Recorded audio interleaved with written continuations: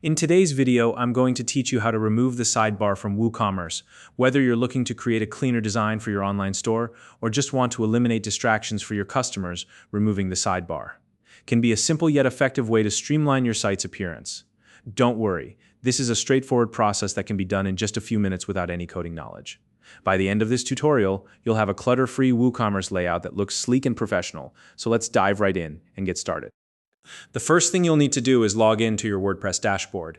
You can do this by navigating to your website's admin login page and entering your credentials. Once you're logged in, you'll find yourself on the main dashboard, which is where all the magic happens. From here, we'll begin making the changes needed to remove the sidebar from your WooCommerce store. Next, take a look at the left-hand menu. This is your navigation panel where you can access all the customization and settings options for your site. Go ahead and click on the Appearance tab. This will reveal a drop-down menu with several options. From that drop-down, select Customize. This is where we'll be working to make our changes. Once you've clicked on Customize, you'll need to wait for the customizer to fully load. Depending on your internet speed, this might take a few seconds, so just be patient. The customizer is where you can see a live preview of your site as you make changes, so it's a great tool for modifying your site's appearance in real time. Now that the customizer has loaded, you should see a menu on the left-hand side with various customization options. Scroll through the menu and look for the option labeled Sidebar.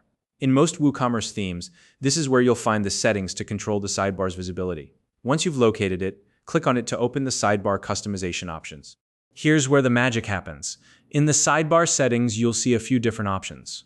The first option should allow you to disable or remove the sidebar entirely. Select that option, and you'll notice that the sidebar disappears from the live preview of your site. Take a moment to review the preview to make sure everything looks the way you want it to. This step ensures that the changes you're making are exactly what you need before finalizing them.